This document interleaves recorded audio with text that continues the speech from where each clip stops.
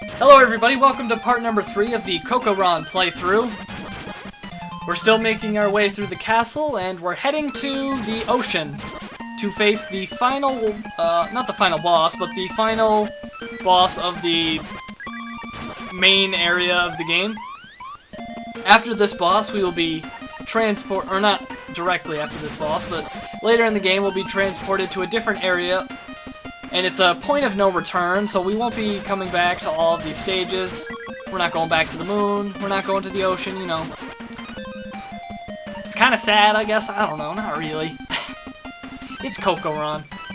The game's really short, it doesn't matter. If you're sad that you have left the area, you can just go back in 10 minutes, start a new game. Why not? I recommend that you do start a new game because it's really fun creating new characters. Now we're heading through this underground area. I don't really get it. Why are we going underground to the ocean? Shouldn't we be heading through a tropical setting or something like that? I don't know. But I'm not sure if this is called the ocean. I think it's called like the Milk Sea or something. Because apparently that white water is supposed to be milk, I think? I could be wrong. I may be wrong. We may have to check later in this video, but yeah. I don't get why it's white. If it's milk, I don't understand why it's milk. But one of the disadvantages of the melody weapon is that when you're really close to enemies, especially small ones, it'll go straight over them, and it won't hit them, which obviously that's not very good. And it's not that powerful. Overall, it's just an average weapon. It's not great. It's definitely not as bad as the flower or the crystal. But yeah, here we are at Flint the Pirate. Alright, hi Flint the Pirate. Are we just gonna fight Flint the Pirate? No, we're not gonna just fight him. We're gonna fight him on his pirate ship. I timed that very poorly. But yeah, the pirate ship has a few different phases. First, it shoots out a bunch of skeleton warriors. After you deplete its health somewhat, it'll shoot out anchors, which are very easy to dodge. Then it'll shoot out some barrels. Watch out for those. They're very deadly. Sorta. You can kind of walk under them if they bounce on the ground. After that, it'll shoot cannons, and then it'll die. Since it's such a huge target and you can always hit it, you can deplete its life bar very quickly. It's one of the easiest bosses. And you destroyed his ship. How sad. Dang. I'm sorry, man. You want me to help you fix the ship? I'm sorry. I'm really sorry.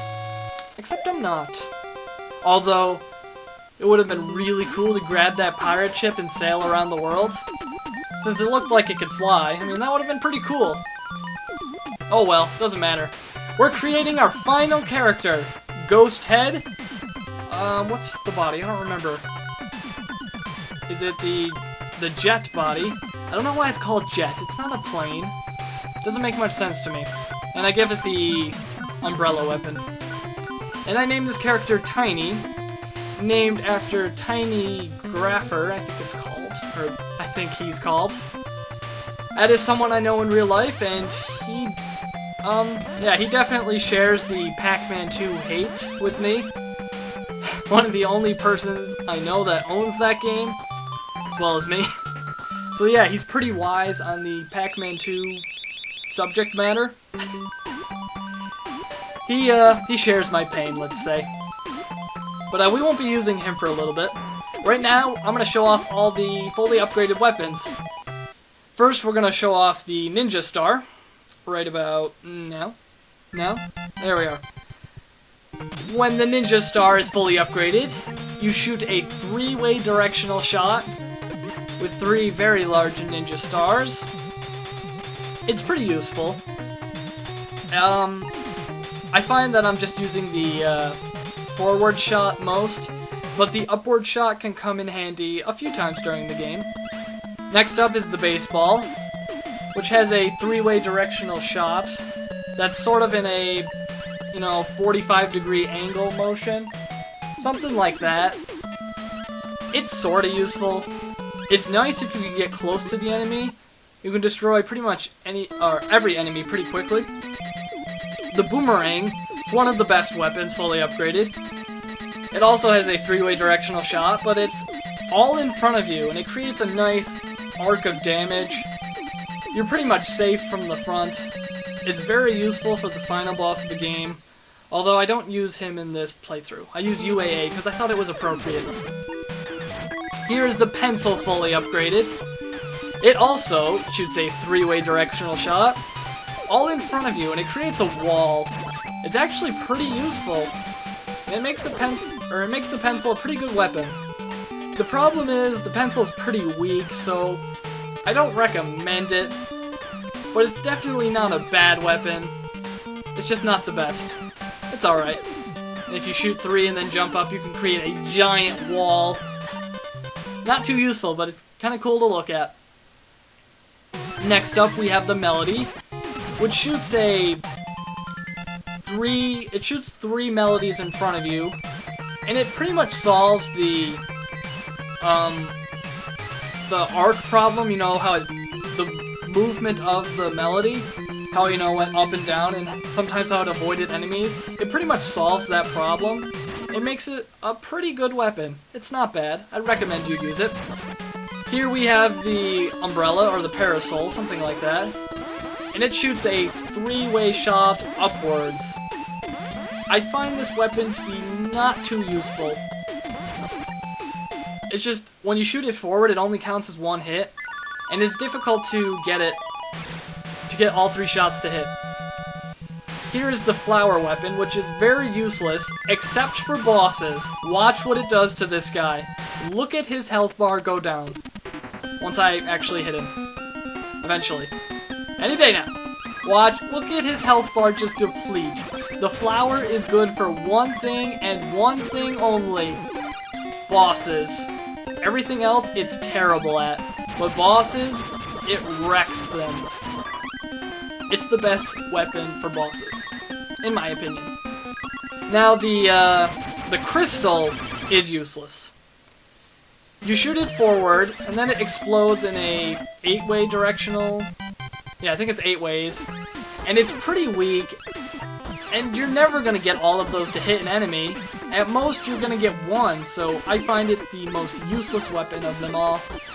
I definitely don't recommend that you ever use it. It's a terrible weapon. But now, before we go on to the final area of the game, we have to go rescue Princess Rua. And as far as I know, Princess Rua is in the same location every time. You're gonna want to start at the pirate ship level and make your way to the fairy forest. Or you can do it in reverse too, that works. But that's the path you want to take. Because you can get a hint to her whereabouts. I think if you revisit the previous bosses, they'll talk to you and give you hints.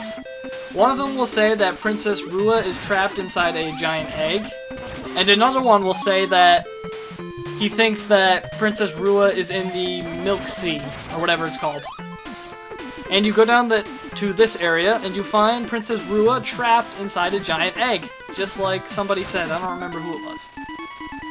But yeah, you rescue her, and you realize that you have been held by the wizard Tapir, which is that elephant guy that's been that visits you when you destroy bosses. So now you have to go kill him because he's gonna eat the dream. Yeah.